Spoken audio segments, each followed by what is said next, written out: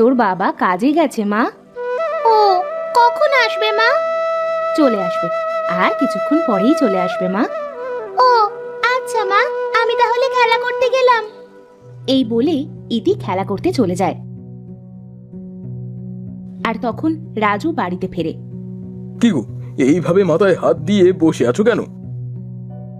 কি আর করব, ঘরে যে চাল ডাল কিছুই নেই। ও আচ্ছা, এই নাও, এইগুলো রান্না করে ইতিকে খাইতে দাও। শেফালি বাজারগুলা নিয়ে ঘরের মধ্যে চলে যায়। এমন সময় সেখানে ইতি কান্না করতে করতে চলে আসে।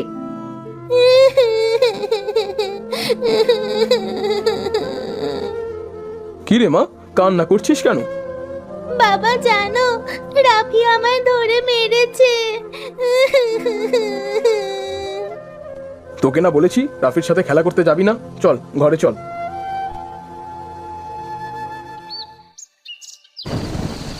এই রোজ রোজ শাক ভাত খাইতে ভালো লাগে না মা। তোর বাবা যা আনে আমি তোকে তো তাই রান্না করে দিই মা। রাফিদের কত সুন্দর পুকুর রয়েছে, আর জানো সেই পুকুরে কত সুন্দর সুন্দর মাছ আছে। সেই মাছ দিয়ে রাফি প্রতিদিন ভাত খায়। আমাদের যদি একটা পুকুর থাকতো। মারে, ওদের অনেক জায়গা জমি আছে, তাই ওরা পুকুর কেটেছে। আমাদের তো এত জমি নাই রে মা। কেন বাবা, আমাদের উঠানে তো অনেক জায়গা আছে। তুমি আমাদের উঠানের একপাশে পুকুর কাটো। হয়েছে তোর পাকা পাকা কথা, নে এবার খাওয়া শেষ করে ঘুমিয়ে পড়তো দেখি।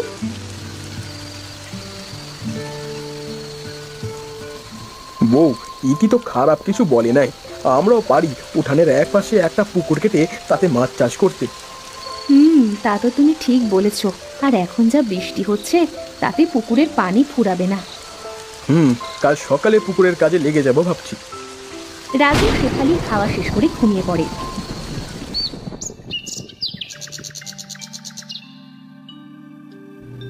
পরের দিন সকালে রাজু কোদাল দিয়ে পুকুর খনন করতে শুরু করে দেয়।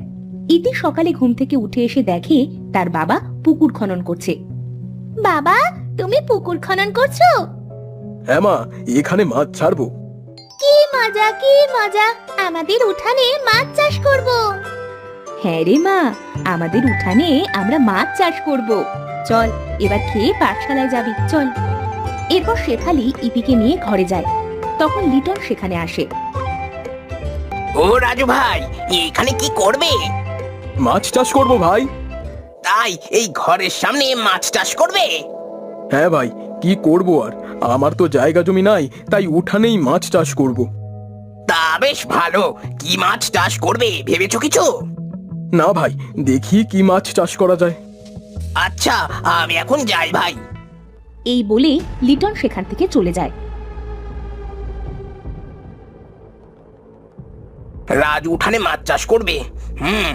বিষয়টা তো দেখতে হবে। আর করুক না, আমারই তো ভালো।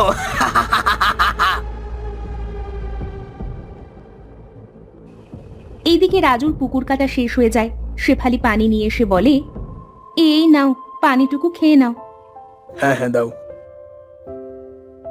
রাজু পানিটুকু নিয়ে খায় আর বলে, যাক, পুকুর কাটা শেষ করলাম বউ।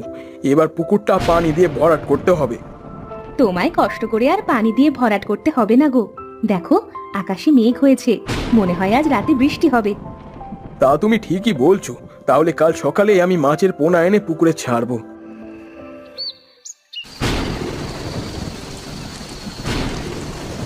তুমি সত্যি বলেছিলে বউ, রাতে বৃষ্টি হবে। আহ, কত বৃষ্টি হচ্ছে, আমাদের পুকুরটা পানিতে ভরে যাবে। বাবা, তাহলে কাল পুকুরে কি মাছ ছাড়বে? শোনো, আমি বলি কি, তুমি কিছু রুই কাতলা মাছের পোনা এনে ছাড়ো। আচ্ছা, তাই করব। ইতিমা, যা মা, এখন গিয়ে ঘুমিয়ে পড়। ইতি সেখান থেকে চলে যায়। পরের দিন সকালে, বউ, আমি বাজারে গেলাম। হ্যাঁ যাও, তাড়াতাড়ি ফিরে এসো, আমার রান্না প্রায় শেষ, এসে ভাত খাবে।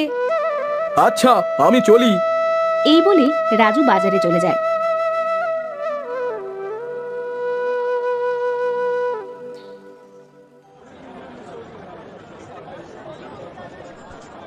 দাদা, আমায় কিছু রুই আর কাতলা মাছের পোনা দেন তো। ঠিক আছে দাদা, দাদা, আমি দিচ্ছি। এরপর হরেন রুই আর কাতলা মাছের পোনা রাজুকে দেয়। তোমার 300 টাকা হয়েছে দাদা। এই নিন দাদা আপনার টাকা। রাজু মাছের পোনাগুলো নিয়ে বাড়িতে চলে আসে।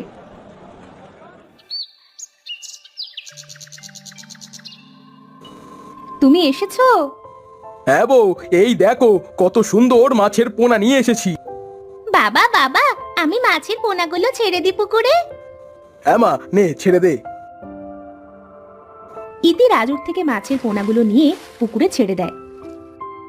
তোরা আজ থেকে এখানে থাকবি। বাবা বাবা, দেখো দেখো কত সুন্দর খেলা করে বেড়াচ্ছে। হ্যাঁ মা, এবার এদের কিছু খাবার দে মা। ইতি ঘরের মধ্যে চলে যায় আর কিছু খাবার এনে মাছেদের খেতে দেয়।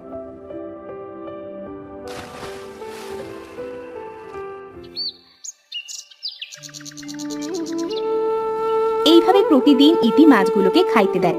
দেখতে দেখতে মাছগুলো অনেক বড় হয়ে যায়। একদিন, ওগো, মাছগুলো তো অনেক বড় বড় হয়েছে, বলি কি এবার মাছগুলো বিক্রি করে নতুন মাছ দাও। হ্যাঁ, আমিও তাই ভাবছি, দেখি কাল নিয়ে যাব বাজারে। সেদিন রাতে লিটন 2 জন লোক সাথে করে পুকুর পাড়ে এসে দেখে মাছগুলো বড় হয়ে গেছে আর সেই মাছগুলো খেলা করছে। আমি যা আন্দাজ করেছিলাম তাই তো হলো। বোকা রাজু ও মাছ চাষ করবে আর আমি সব মাছ মেরে নিয়ে যাব। এই, তোরা নেমে পড় পুকুরে, আর সব মাছ ধরে নিয়ে যাব। লিটনের কথা শুনে সবাই পুকুরে নেমে যায় আর সব মাছ ধরে। ওস্তাদ, অনেক মাছ দেখেছি এই পুকুরে, আর কত বড় বড় মাছ। হ্যাঁ রে, চল চল, এবার এখান থেকে কেটে পড়ি। এই বলে তারা সেখান থেকে চলে যায়।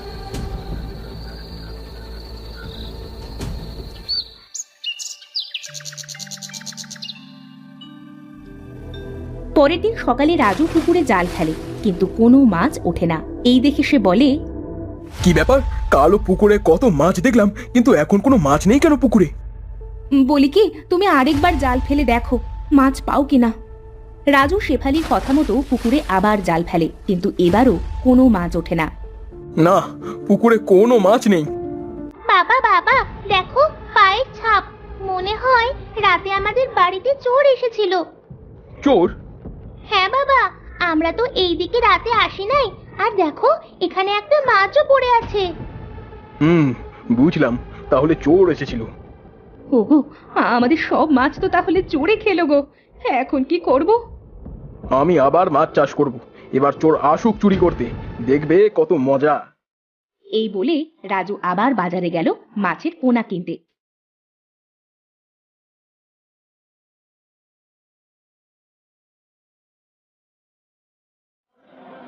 আরে রাজু দাদা যে, তা আজ কি মাছের পোনা দিব? আমাকে কিছু চিংড়ি মাছের পোনা দাও দাদা। পুকুরে চিংড়ি দিবা দাদা? তা কি চিংড়ি দিব? হিংস্র চিংড়িগুলো দাও দাদা। এই চিংড়ি দিবে দাদা? পুকুরে তো গোসল করতে নামতে পারবে না, চিংড়ি কিন্তু মানুষ পুকুরে নামতে দিবে না। আমিও তো সেটাই চাই।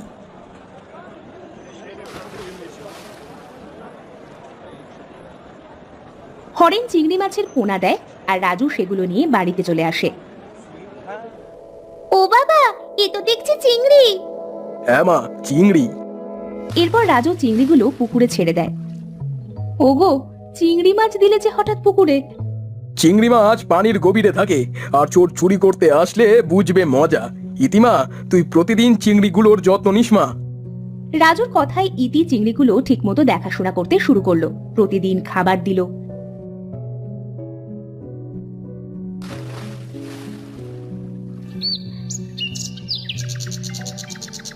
এভাবে দেখতে দেখতে চিংড়িগুলো অনেক বড় হয়ে যায়। একদিন ইতি খাবার দিচ্ছিল, তখন সেখানে লিটন আসে। রাজু ভাই, ও রাজু ভাই। বাবা তো বাড়িতে নাই কাকা। ও, তোমার বাবা বাড়িতে নেই? না কাকা। তুমি মাছের খাবার দিচ্ছ? আহা, কত বড় বড় চিংড়ি হয়েছে তোমাদের পুকুরে। হ্যাঁ কাকা, অনেক বড় বড় চিংড়ি হয়েছে। আচ্ছা মা, আমি তাহলে আসি, পরে তোমার বাবা আসলে আসবো নে। এই বলে লিটন সেখান থেকে চলে যায়। এই হেলা আর ফেলা, চল, রাজুর পুকুরে অনেক বড় বড় চিংড়ি হয়েছে। চিংড়ি মাছের অনেক দাম ওস্তাদ। হ্যাঁ হ্যাঁ, এবার দানটা ভালোই মারা যাবে, চল। এই বলে লিটন তার লোকেদের সাথে করে পুকুর পাড়ে আসে। শোন, কথা কম বলে চল পুকুরে নেমে পড়ি আর চিংড়িগুলো ধরে সরে পড়ি। এই বলে লিটন তার লোকেদের নিয়ে গিয়ে পুকুরে নামে। সাথে সাথে চারিদিক থেকে চিংড়ি মাছের কাটা ফোটাতে শুরু করে। ওরে বাবারে, ওরে মারে, মরে গেলাম রে, মরে গেলাম।